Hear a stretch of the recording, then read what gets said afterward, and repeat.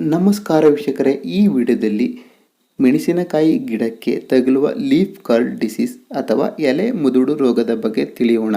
ಹಾಗೂ ಈ ರೋಗದ ಲಕ್ಷಣ ಹಾಗೂ ಈ ರೋಗವನ್ನು ನಾವು ನಿಯಂತ್ರಣ ಮಾಡಲು ಏನು ಮಾಡಬೇಕು, ಹಾಗೂ ಈ ರೋಗವೇ ಬರದಂತೆ ತಡೆಗಟ್ಟಲು ಏನು ಮಾಡಬೇಕು, ಹಾಗೂ ಸಸ್ಯದಲ್ಲಿ ಈ ರೋಗವನ್ನು ಎದುರಿಸಲು ಅಂದರೆ ಸಸ್ಯದಲ್ಲಿ ರೋಗ ನಿರೋಧಕ ಶಕ್ತಿಯನ್ನು ಹೆಚ್ಚಿಸಲು ಯಾವ ಪೋಷಕಾಂಶವುಳ್ಳ ಗೊಬ್ಬರವನ್ನು ಬಳಸಬೇಕು ಎಂಬುದರ ಬಗ್ಗೆ ಈ ವಿಡಿಯೋದಲ್ಲಿ ನೋಡೋಣ.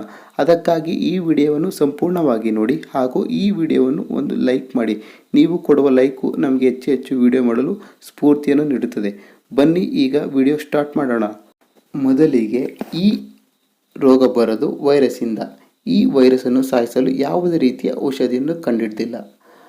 ಹಾಗಾದರೆ ಹೆಂಗೆ ಬರುತ್ತೆ ಅಂತ ನೋಡಿದ್ರೆ, ಈ ವೈರಸ್ಸು 3 ರೀತಿಯ ಸಸಿಗಳಲ್ಲಿ ಕಂಡುಬರುತ್ತದೆ. ಅದು ಮೆಣಸಿನಕಾಯಿ ಗಿಡ ಮತ್ತು ಟೊಮೆಟೊ ಮತ್ತು ಟೊಬ್ಯಾಕೊ. ಈ ಒಂದು ಟೊಬ್ಯಾಕೊ ಗಿಡದಲ್ಲಿ ಈ ವೈರಸ್ ಕಂಡುಬರುತ್ತದೆ. ಆ ವೈರಸ್ಸನ್ನು ಕೀಟಗಳು ರವಾನೆ ಮಾಡಿ ಈ ಮೆಣಸಿನಕಾಯಿ ಗಿಡಕ್ಕೆ ತಂದು ಬಿಡುತ್ತದೆ. ಆದ್ದರಿಂದ ಸೋಂಕು ಅಲ್ಲಿಂದ ಇಲ್ಲಿಗೆ ಹರಡಿತು. ಒಂದು ಗಿಡಕ್ಕೆ ಬಂದಮೇಲೆ ಕೀಟಗಳು ಆ ವೈರಸ್ಸನ್ನು ಎಲ್ಲ ಗಿಡಕ್ಕೂ ರವಾನೆ ಮಾಡಿ ಎಲ್ಲ ಗಿಡವನ್ನು ಸೋಂಕಿತ ಗಿಡವಾಗಿ ಪರಿವರ್ತನೆ ಮಾಡುತ್ತವೆ. ಆದ್ದರಿಂದ ನಾವು ಹರಡುವ ಕೀಟಗಳನ್ನು ನಿಯಂತ್ರಣ ಮಾಡಬೇಕು. ಆ ಕೀಟಗಳು ಅಪೈಡ್ಸ್, ಥ್ರಿಪ್ಸ್ ಮತ್ತು ವೈಟ್ ಫ್ಲೀ. ಈ ಕೀಟಗಳನ್ನು ನಾವು ನಿಯಂತ್ರಣ ಮಾಡಲು ಇಮಿಡಾಕ್ಲೋಪ್ರಿಡ್, ಥಿಯೋಮೋಥ್ಯಾಕ್ಸೈನ್ ಅಥವಾ ಅಸಿಮಿಪ್ರಿಡ್ ಅಥವಾ ಸ್ಪೈರೋಮೆಸಿಫೇನ್ ಈ ಕೀಟನಾಶಕಗಳನ್ನು ಬಳಸಬೇಕು. ಈ ಕೀಟನಾಶಕಗಳಲ್ಲಿ ಯಾವುದಾದರೂ ಒಂದು, ಈ 4 ಕೀಟನಾಶಕಗಳಲ್ಲಿ ಒಂದು ಕೀಟನಾಶಕವನ್ನು ಪ್ರತಿ 10 ರಿಂದ 15 ದಿನಕ್ಕೊಮ್ಮೆ ಮೆಣಸಿನಕಾಯಿ ಗಿಡಕ್ಕೆ ಸ್ಪ್ರೇ ಮಾಡಬೇಕಾಗುತ್ತೆ. ಈ ರೀತಿ ಮಾಡುವುದರಿಂದ ಈ ಎಲೆ ಮುದುಡು ರೋಗವನ್ನು ಹೆಚ್ಚು ಗಿಡಕ್ಕೆ ಹರಡದಂತೆ ತಡೆಗಟ್ಟಬಹುದು. ಇನ್ನು ಪ್ರಿವೆಂಟಿವ್ ಮೆಜರ್ಸ್ ಬಗ್ಗೆ ನೋಡೋಣ. ಅಂದರೆ ಈ ರೋಗವೇ ಬರದಂತೆ ಹೇಗೆ ತಡೆಗಟ್ಟೋದು ಎಂಬುದರ ಬಗ್ಗೆ ನೋಡೋಣ. ಮೊದಲಿಗೆ ರೋಗರಹಿತ ಬೀಜವನ್ನು ಬಳಸಬೇಕು ಮತ್ತು ರೋಗ ನಿರೋಧಕ ಶಕ್ತಿ ಹೆಚ್ಚು ಇರುವ ತಳಿಯನ್ನು ಆಯ್ಕೆ ಮಾಡಬೇಕು.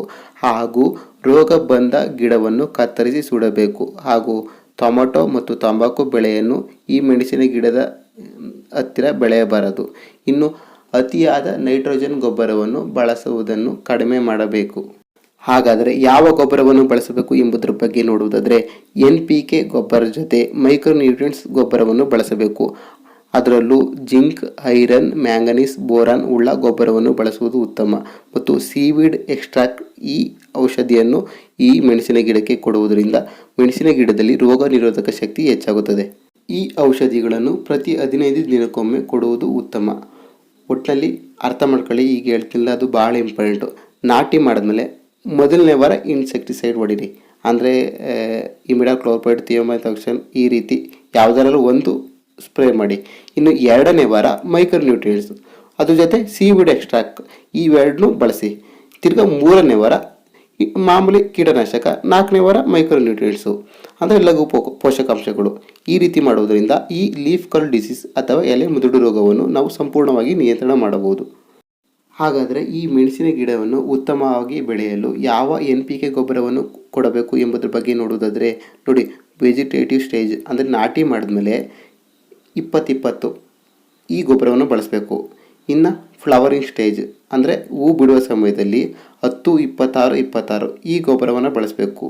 ಇನ್ನು ಒಂದು ಕುಯ್ಲು ಕೂದ್ಮೇಲೆ CN ಜೊತೆ MOP ಹಾಕಬೇಕು.